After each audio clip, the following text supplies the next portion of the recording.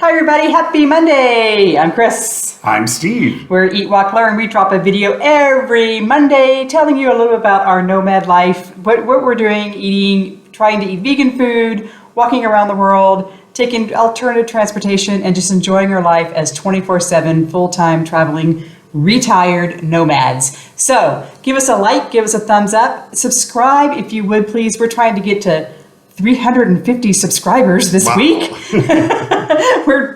YouTube's going to see us as a rising star. Anyway, give us a subscribe because we love having you here. And we are on a house sit. You hear the dogs hollering in the background in Alamartes, Spain. But we actually sent out a questionnaire to all of our viewers and our readers, asking you guys if you had any questions for us. And the number one question that came back was, how do you plan and organize your lifestyle? So we are going to spend this video talking about how we chase 72 degrees, or how much in Celsius? Oh, approximately 22 degrees Celsius. 22 degrees, 72 degrees, Celsius, Fahrenheit, as we go around the world. So our number one criteria for everywhere we pick is we're looking for 72 degrees / 22 degrees, and that it's in our budget. We, in both our book and in our Eat, Walk, Learn website, talk about our budget, and everything we're going to tell you right now, it is in the book. So grab the book or go to the website, EatWalkLearn.com, and click on the Nomad tab, and you can see basically everything we're going to tell you right now. But for those of you guys that are visual, here we go. So it has to be in our budget and it has to be 72 degrees. And then we do what we call the big rock system. Yeah. So I like this concept of the big rocks. I think, Stephen Covey, I don't know where I first heard about this a number of years ago, and that is that you need to take care of the big things first, and then the little things fall into place much easier. And I just kind of want to set this up a little bit too, in that because we are nomadic, because we don't own a home, and we don't own anything besides our two carry-on suitcases. Is we can go anywhere and we can do anything. I mean, relatively speaking, with USA passports.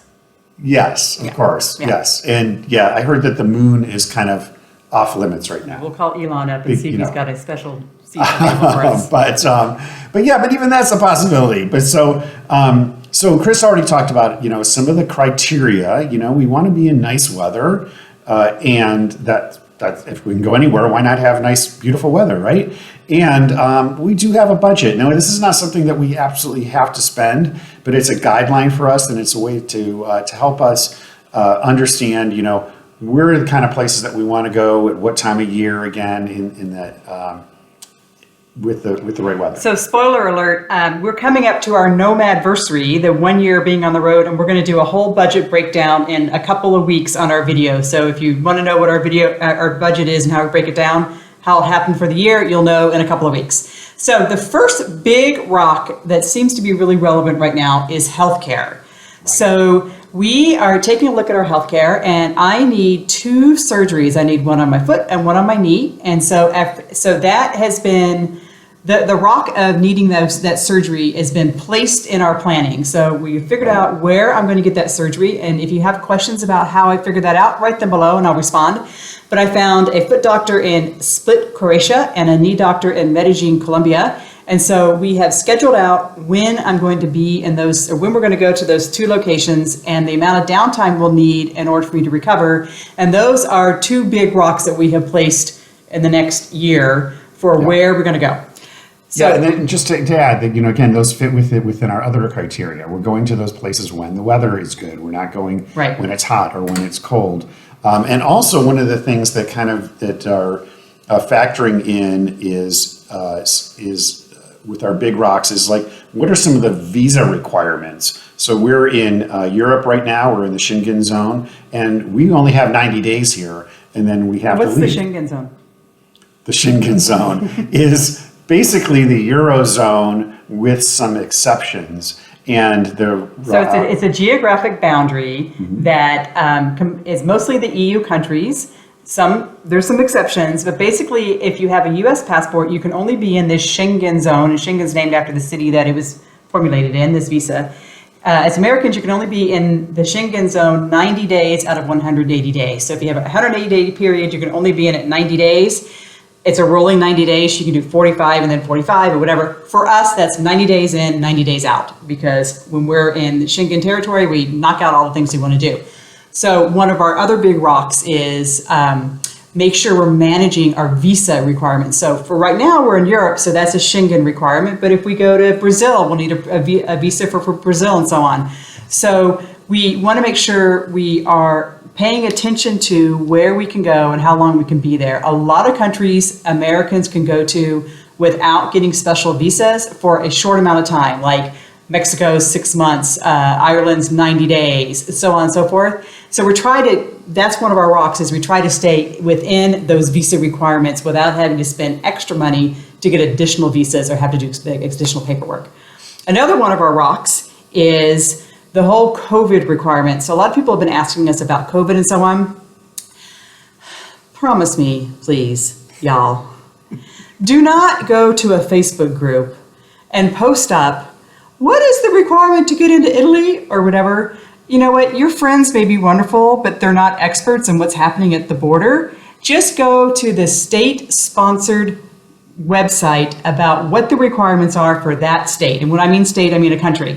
So if you're going to Italy, go to Italy's health ministry website or the government website about visas and visitation and so on.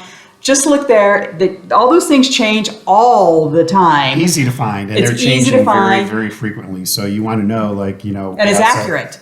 As of, a certain date, what is the requirement going to be? Because it may be different, 3 weeks from now than it is today. And we see, we've seen this all over the place. In Italy, everybody was still wearing masks. They were checking for F95 masks or N95 masks. Yep. Special kind of masks. Mm-hmm. They were checking your cars to make sure that you were you're vaccinated. And we had a disadvantage of we didn't have the app. Everybody else had the European app, yep. And they could just show their phone. We had to pull out our white card to show that we were vaccinated. But now we're in Spain, and it seems to be very much more relaxed. I mean, it seems like masks are optional, and I'm still wearing my mask indoors just because I want to be safe. Other people are not. So, but you don't know. Right. There could be another outbreak, and there could be another quick change in Spain. We have to be on top of it, and we're constantly, checking different COVID And so this past winter, when Delta was rising, we were in Europe and we decided to go to Mexico for the winter because we knew Mexico wouldn't close to Americans.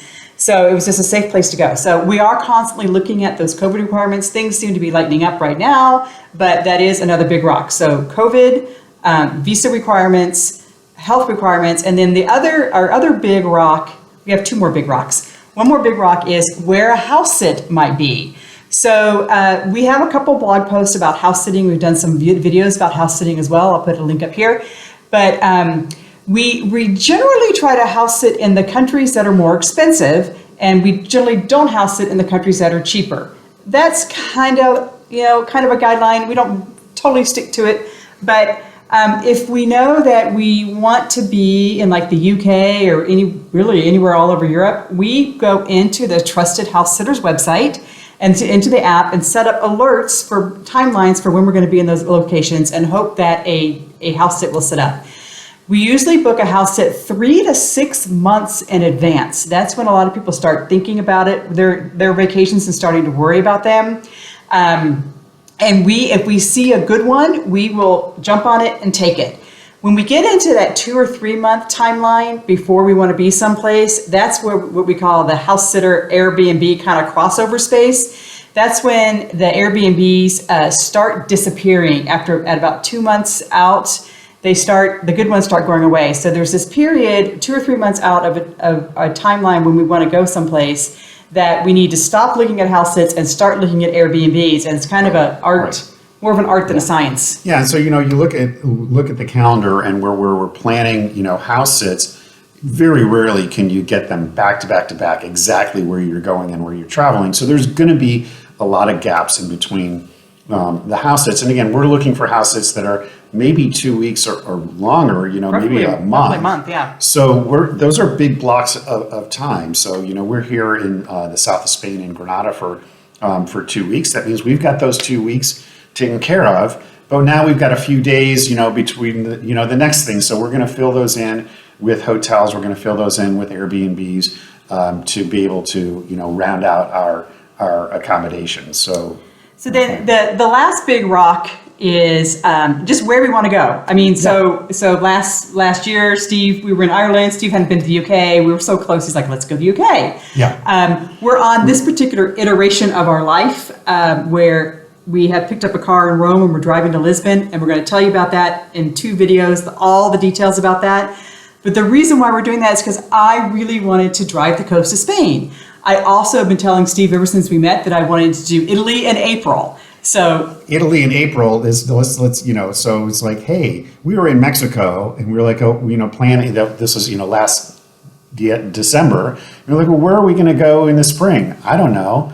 We've always wanted to go to Italy in April. Let's do it. Right? Again, it's back to you can go to where you want. So that was an easy, you know, big rock to put into place. Like, let's go, let's do it. And then another one that we're on our trip in about 3 weeks from now. We're going to be walking the Camino from Porto, Portugal, basically to Santiago, Spain. And so that's, again, I mean, that's a 2-week period of time. This is something that we've talked about, that we've thought about for years and years, walking the Camino, and we're going to make that happen. So those are big things that we put into place. So our 5 rocks are medicine, COVID, visa, where we want to go, and house sitting, not in that order. And so taking those rocks, we just want to tell you a little bit about what our itinerary is coming up. So this is May. We're going to finish a road trip, and then we end up on the Camino. And then we have a house sit in Ireland because we want to be back in that 72 degrees, June and July in Ireland, perfect weather. We got 2 house sits in the summer in Ireland. And so those book in the summer. In between, we've got some vacation time that we'll spend with our daughter who's in Dublin.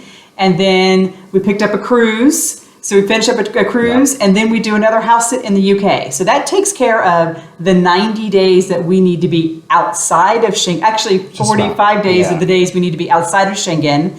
Because we need to do another 45 days outside of Schengen, we are going from the UK to Split, Croatia, where I'm getting, we have 6 weeks in Split so I can get foot surgery. There's another big rock. Yeah. And then we really wanted to go to Athens, or to Greek island. So that was another big rock. So from Croatia, we are going to Crete, and we'll be there for 6 weeks. And then we come back into Schengen for a few days. We're going into Italy. We pick up a cruise, and we cruise over to Brazil. In Brazil, we'll spend Christmas in Brazil, and then we're going up to Medellin in January, where we'll stay for 3 months for me to get my foot surgery. Another big rock. So you see how those rocks got placed, and then cruises came in, and house sits came in, and all these kind of things magically it just happens. Behind the curtain, the wizard. We just wave a wand, and it just happens.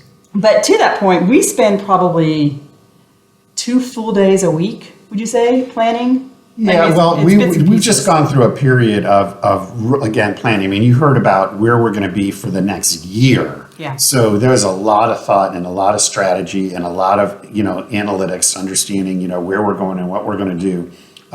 So I think actually we've got so much figured out now that we can chill out for a while and just enjoy it and not have to spend so much time. And almost everything's paid for now too. So yeah. Everything. We had a very expensive May, very expensive April, which we'll tell you about. But everything's pretty much paid for between now and December. Yeah. So anyway, that is how we plan. How do you guys plan? And what are some of the things that you think about when you're putting together your trips? So what I really want to hear from you is, what are the things you want to do? Like, so if you always wanted to go to the Fringe Festival in Edinburgh, or you always wanted to go to Burning Man in California, or the safari in Africa, or the butterfly migration in Mexico. That was one of our big rocks. Tell us down below. We want to see what your big rocks are, and maybe your rocks and our rocks will bang together and we'll actually meet up someplace.